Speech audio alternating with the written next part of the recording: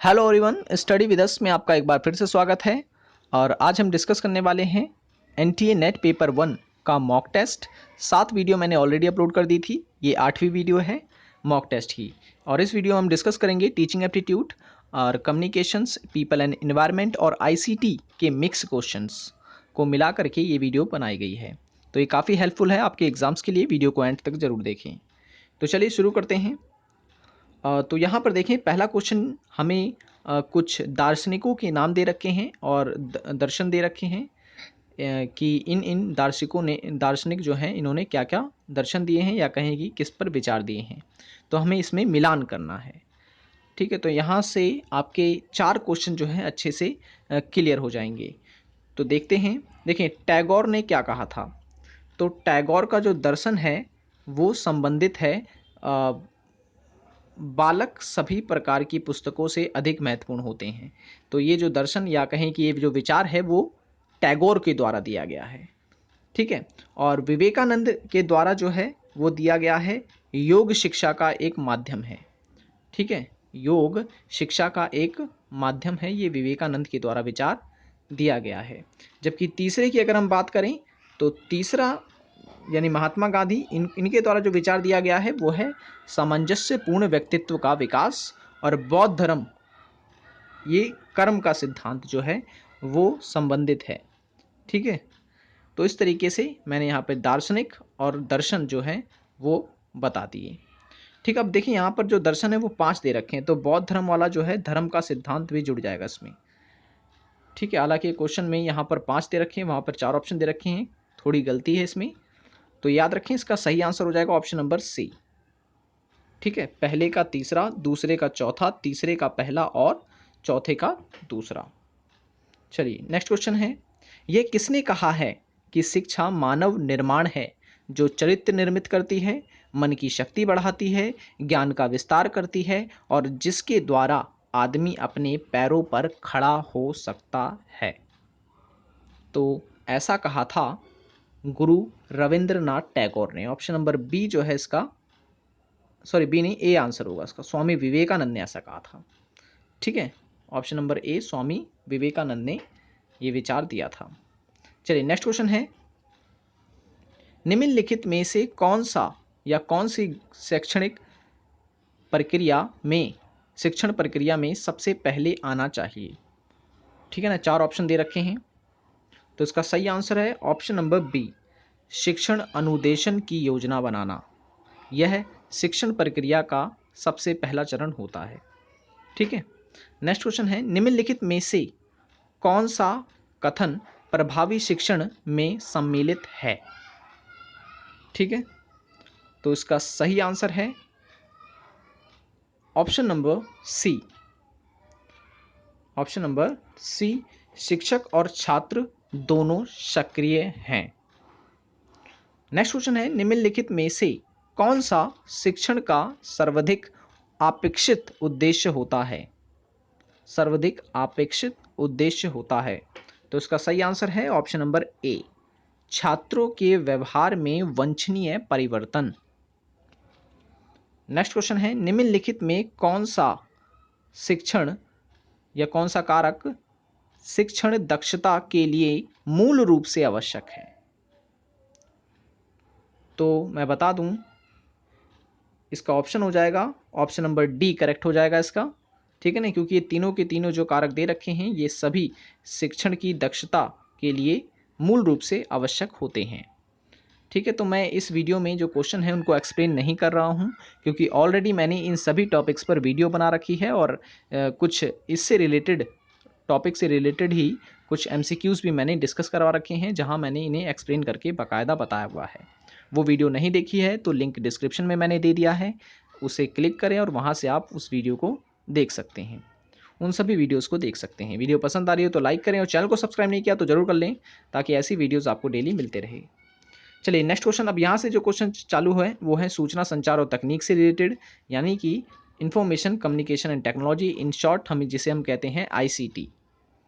ठीक है, तो क्वेश्चन ये है कि निम्नलिखित में से संक्षेपाक्षर NPTEL का उपयोग किसके लिए किया जाता है।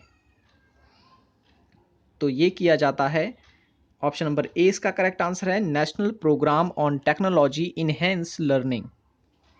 ठीक है, तो ऑप्शन नंबर ए इसका सही आंसर है। नेक्स्ट है, निम्नलिखित में से संक्षेपाक्षर ERNET का उपयोग किसके लिए किया जाता है? तो इसका सही आंसर है option number C, educational and research network. ठीक है, educational and research network. Next question है, निम्नलिखित में से किन संस्था या संस्थानों में कंप्यूटरों को जोड़ने के लिए ERNET का प्रयोग किया जाता है? तो इसका सही आंसर है ऑप्शन नंबर डी, इन सभी में। IISc, IIT और national centre for software technology. Next question है, निम्नलिखित में से कौन सा ICT के 4 बुनियादी आयामों में सुमेलित नहीं है? तो वो है मनोवृत्ति। ऑप्शन नंबर सी इसका सही आंसर है। नेक्स्ट है, निम्नलिखित में से मुक्त स्रोत कौन सा ई-लर्निंग प्लेटफॉर्म IIT कानपुर द्वारा विकसित किया गया है? तो उसका सही आंसर है ऑप्शन नंबर सी, बृहस्पति। बृहस्पति विकसित किया गया है। नेक्स्ट है, और ये काफी इंपॉर्टेंट क्वेश्चन है, निम्नलिखित में से कौन सा बर्लो के संप्रेषण का रैखिक मॉडल है?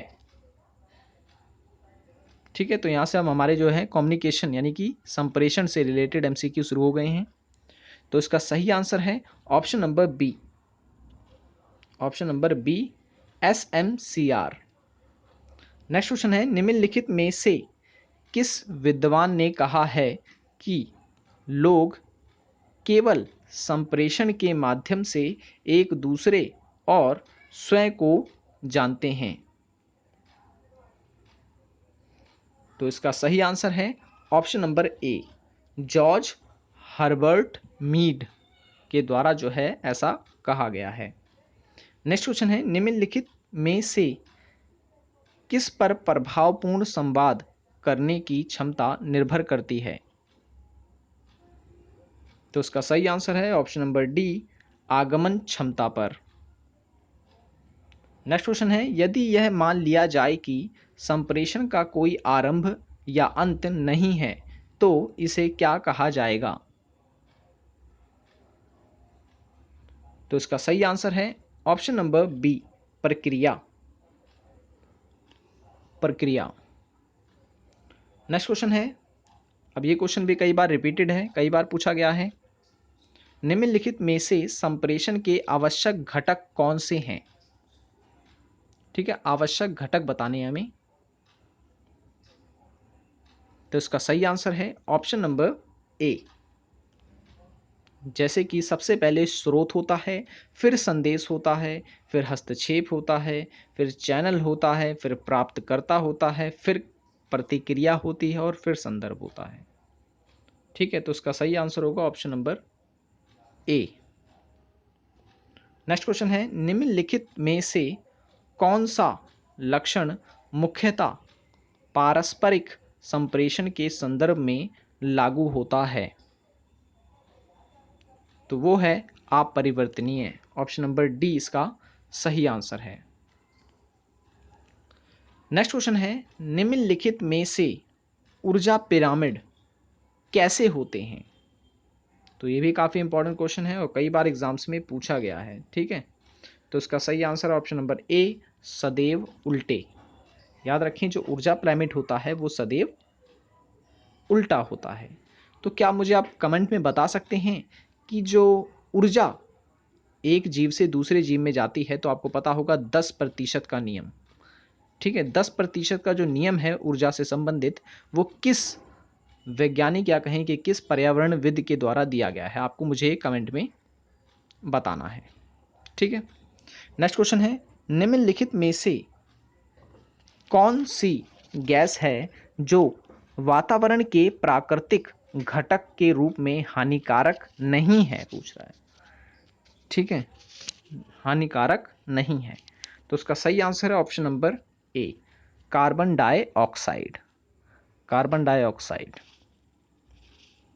चलिए नेक्स्ट क्वेश्चन है, भारत में मैंग्रोव वनस्पति अधिक विस्तृत रूप से पाई जाती है, तो कहाँ पाई जाती है? तो उसका सही आंसर है ऑप्शन नंबर बी, सुंदर वन में। ठीक है, फिर दूसरे नंबर पर कहीं कच्छ आता है, गुजरात का। नेक्स्ट है, निम्नलिखित में से पारिस्थितिकी तंत्र के दो मुख्य घटक कौन से हैं? तो इसका सही आंसर है ऑप्शन नंबर बी, जैविक और अजैविक।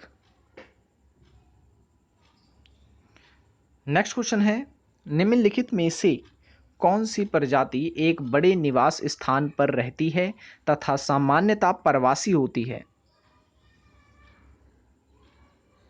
तो इसका सही आंसर है ऑप्शन नंबर सी, अम्ब्रेला प्रजाति। अम्ब्रेला प्रजाति। नेक्स्ट क्वेश्चन है, अब यहां पर कथन दे रखे हैं कि कोर प्रभाव के संदर्भ में निम्नलिखित कथन पर विचार कीजिए।